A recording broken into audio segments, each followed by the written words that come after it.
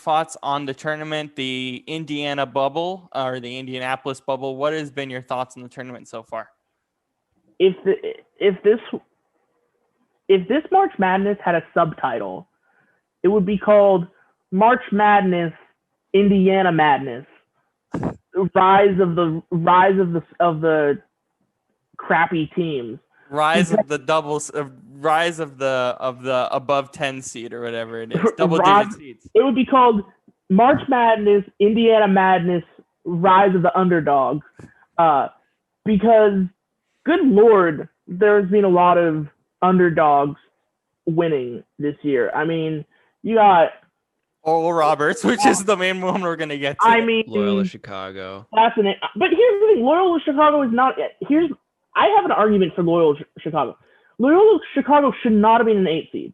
No, they should not have been. That was a situation that bothers me every year with how March Madness seeds, with how the NCAA seeds teams. They go, the teams that are the usual great teams, they put them at the 1s, the 2s, the 3s, and they'll do the teams that will be amazing that year, and they'll put them at the 1s, the 2s, and 3s. But then you have teams like Loyola Chicago that are very small teams that have done really good this season, and just go, oh, they've been okay, so they'll just be an 8 seed. You know what makes it even funnier, too?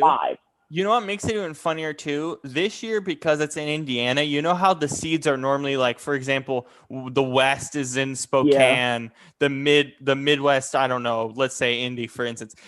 They usually seed a lot based on location, at least for the top seeds, and a lot of that gets jumbled.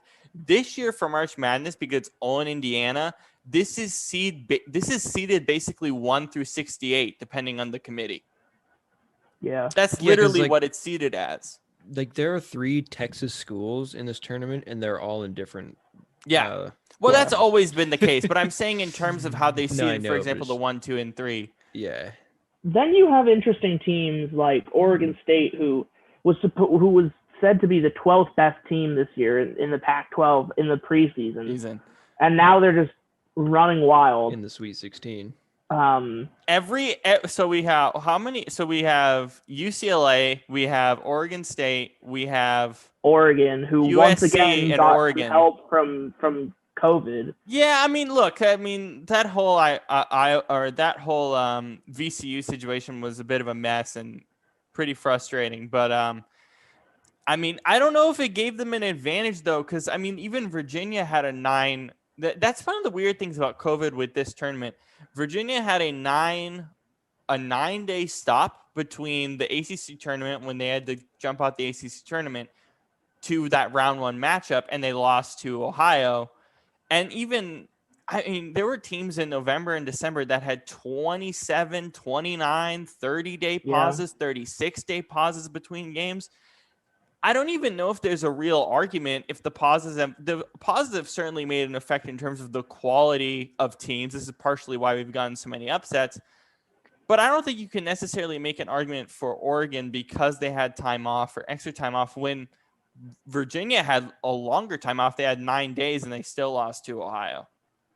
Oh, same. I mean, I'll say this. I mean, Oregon, I kid around about that, but let's be honest. I don't think anybody really expected VCU to beat Oregon. Right. But you never know. That's the sad part is you never know with the tournament. Right? I never had Oregon and USC beating Kansas and Iowa respectively. Like, USC smacked Kansas. Like, yeah, no. And that's part of what's weird. Like the left side of the bracket has been so normal. Virtually normal, other than Abilene Christian, maybe UCLA, but Juzang's been incredible. Maryland is a great defensive team. The left side's been fine. The right has been ridiculous. Yeah. I mean, North Texas, I also had Oregon. I like Oregon just because, great coaching staff that's been there for a few years. Texas Tech actually had going to the Final Four, but I don't think anyone expected Oral Roberts to get a win. Loyola Chicago, I don't think anyone was expecting, even though, as Brandon said, they've been better. Syracuse with Buddy Boeheim, the Rutgers, father-son, like, dang, yeah. They're basically the Warriors of this tournament because of how much Buddy Boeheim hits threes. And Rutgers has been nice. Really knocked out Houston. Yeah. So. And then also the fact that Wichita State was an 11 seed. Like, it's weird. It's definitely been a weird tournament. I think the main upset team here is Oral Roberts. And it gets me back to this overall point of March Madness is never really about the stars. Like, for example, Kade Cunningham lost in the second round. It's never about stars, it's about complete teams. And that's what you've seen with Oral Roberts, and even more so with Loyola Chicago, who I believe after that game on Sunday, they were like the third best odds to win the whole thing, which is a little surprising. But Shane, what are your thoughts on that whole complete team versus one future NBA star like Kade Cunningham, for instance? Well, I mean, I think the big thing about Loyola Chicago is that they have Sister Jean, who is just a good luck charm, I'm convinced. But we love Sister Jean on this program. I thought she passed away, and I was kind of sad. No. But then I saw her in the audience, and I was like, yes. No. Anyways, but yeah, I mean, and I think that it just goes to show that. Because we're kind of seeing this in the NBA as well, where you have a team like Milwaukee, for instance, who has that star who's really, I mean, Giannis is a tremendous player, obviously. But then, besides him, I mean, they got Middleton, who's usually good. But it's kind of, you know what I mean? Like the team overall is a little weak, and as a result they just don't really, especially come playoff time, they just don't do well. And I think we're seeing that here as well. I mean, it's you got like Oral Roberts. I mean, like you said, I don't think anybody was expecting them to win, and I certainly wasn't. I mean, I had Ohio State in my Sweet 16, I think. So it's I mean, there's just so many upsets, and it's like there's, like you said, the left side is, I mean, there's a few here and there that are kind of surprising, but I mean, it's like Loyola Chicago, Oral Roberts, Syracuse, Oregon State. I really wasn't expecting to make it this far. I mean, it has been crazy, but I mean, that's kind of the point of the name. the Pac-12 too. I mean, speaking of Oregon State, I think they're still undefeated, right? At this point, the Pac-12, I believe so. 8-0, 9-0, and then the Big Ten only has Michigan left, and I think that's pretty much it. I think Michigan's the last standing. Yeah, so everyone says, the Big Ten is the best conference, and then here's the Pac-12 just running right through it. And then only team in the Pac-12 that's been knocked out is Colorado. Right, so not undefeated, but just Colorado. But still, Oregon, USC, UCLA, Oregon State. Yeah. So and I think that's probably the biggest story of the tournament from a wider perspective in terms of conferences. The Big Ten is the dominant conference in college basketball, yet the conference, not even in, I would say, basketball, but also in football. I mean, you see how the Pac-12 is treated also from a football sense as well. I mean, that's pretty much every sport for the Pac-12. But they have shown out in this tournament and played pretty competitively and have dominated teams like the Blue Bloods, like Kansas, for instance. And that's been a huge surprise. And here's my thing. I thought this might happen when you have a tournament where you don't have your usual guys like the Dukes and the you got North Carolina losing the first round. Right. When you have North Carolina out and you don't have the Dukes and you don't have the true, I mean, Kansas going out in the second round and Michigan State, they've been good recently. South Carolina going out.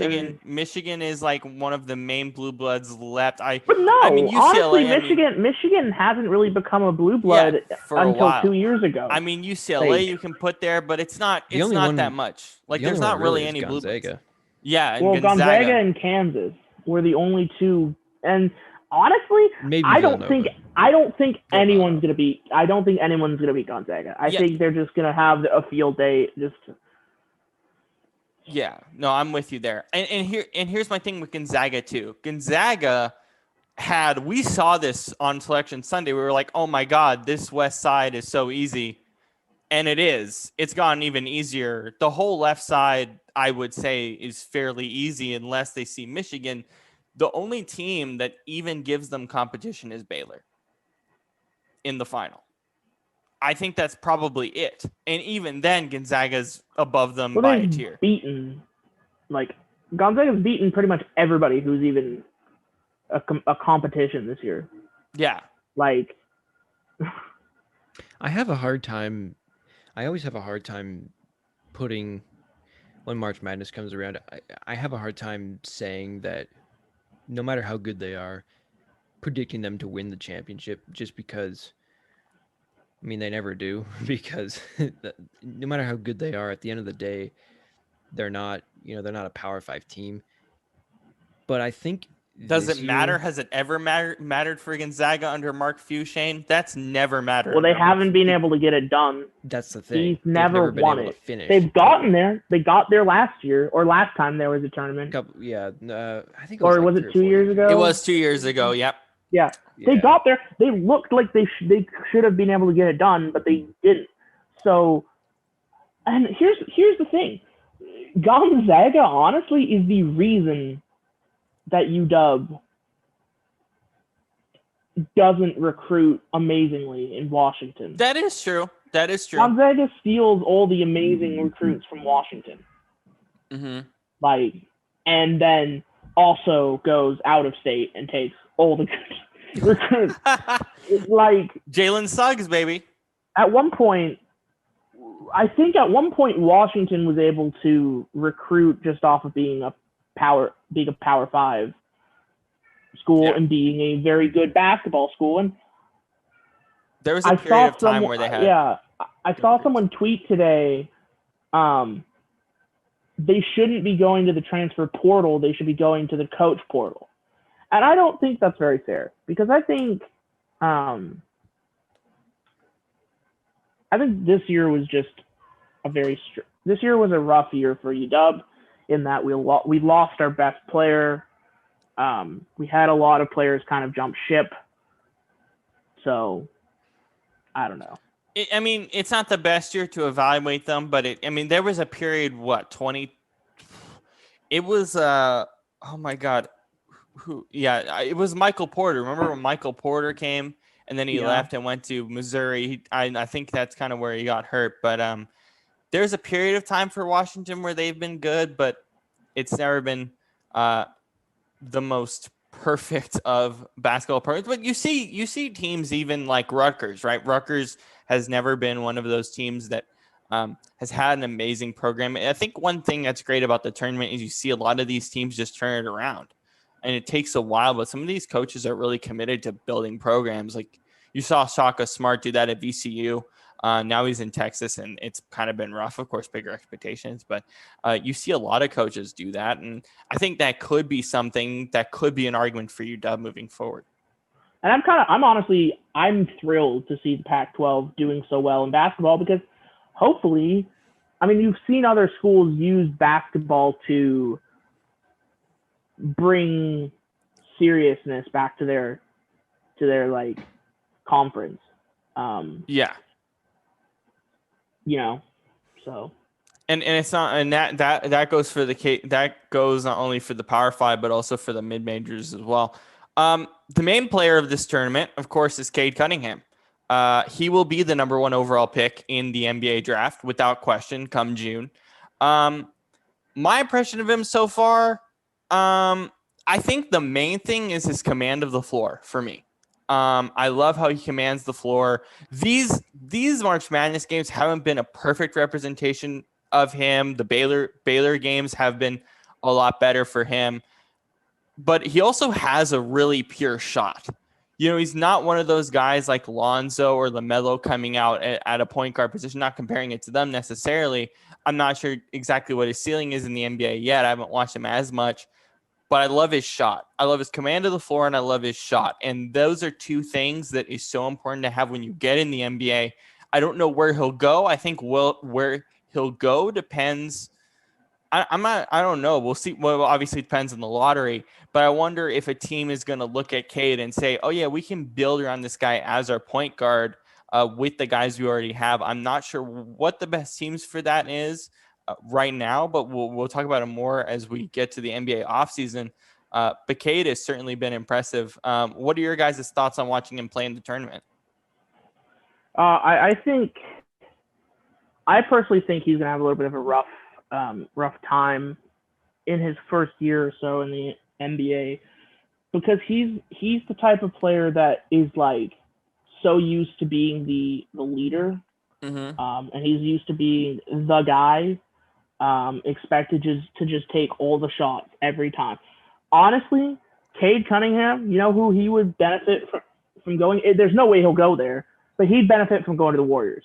I was going to say that. There's no way in hell he'll get to the Warriors, but if he was able to get to the Warriors, I think if he was able to be under the tutelage of Steph, I think Steph Curry could teach him how to be a level-headed, understanding player, teach him to lead. Because the problem is you see so many players coming from college to the pros in basketball, and it's the same thing in the NFL. You got guys who are expected to be the best, be the all-stars, be the leaders, be the superstars on teams that are pretty mediocre in total, but they have like one or two all-star players, and then they go to the leagues, to the pros, and they aren't expected to be the all-stars, to be the dominant player. And they get pushed out of the league in a couple of years. They fail out.